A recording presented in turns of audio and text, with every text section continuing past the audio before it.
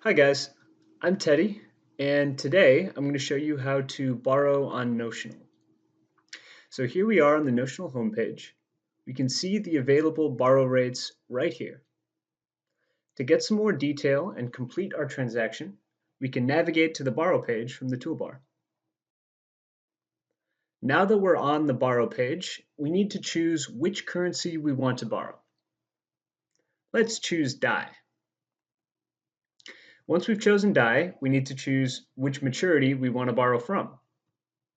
We currently have two options, January 2nd and April 2nd. We'll start with January 2nd. When you borrow on Notional, you have to give the system collateral. This ensures that the system can pay out lenders in the event that borrowers don't make good on their debts. You can manage the type and amount of collateral that you will deposit into Notional in connection with your borrowing here. Currently, Notional accepts Ether, wrapped Ether, and wrapped Bitcoin as collateral. Note that if you deposit Ether into Notional, we will wrap it for you and your collateral will show up as wrapped Ether, not Ether. Let's select WBTC as our collateral type. As I type in the amount I want to borrow, Notional will autofill the collateral field with the amount of the given collateral type that would be required to maintain a certain portfolio collateralization ratio. You can see that ratio here. Today, Notional's minimum collateralization ratio is 140%. This form defaults to a higher collateralization ratio of over 300%, but you can change that by adjusting this slider. Notice that as I move the slider, the amount of collateral to deposit changes. When I submit my borrow, this form confirms the details of my trade. I can see the amount I'm borrowing, the interest I will owe at maturity, and the collateral I will deposit as part of this transaction. Note that when I submit this transaction, the DAI that I borrow will be withdrawn directly into my wallet. I can see my borrowing reflected in my portfolio overview. A negative figure here represents the debt that I owe the protocol at the January 2nd maturity.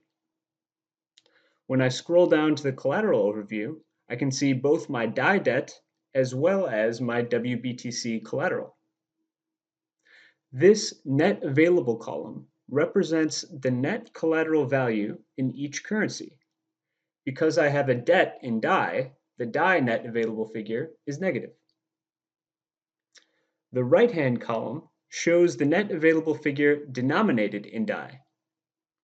You can see that the value of my collateral is roughly 3.3 times greater than the value of my debt. And so my portfolio collateralization ratio is about 330%. Now let's look at how to manage our borrowing on the portfolio page.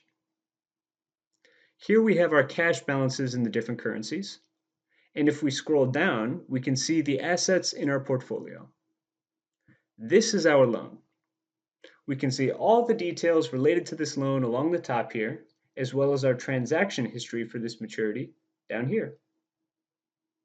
If maturity is coming up and we're not ready to repay, we can extend our loan by clicking this button and rolling it to a future maturity.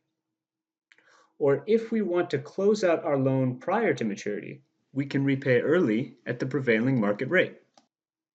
Let's roll our loan. A little side sheet opens up and we can choose the maturity we want to roll to. This form then confirms the maturity and our new interest rate.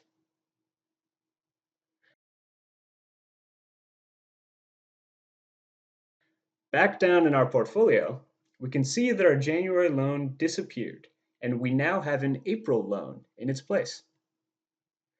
Let's say we've done what we needed to do and now we want to repay our loan. We can click this button and scroll to the repay form. Here are the details of our repayment. You can see how much we're repaying and how much cash is required to close out our debt here. Let's submit.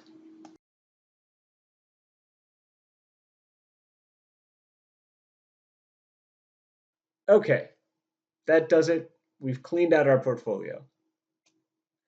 Thanks for watching this, and if you have any more questions about how to use Notional, just hop in our Discord and ask. See you next time.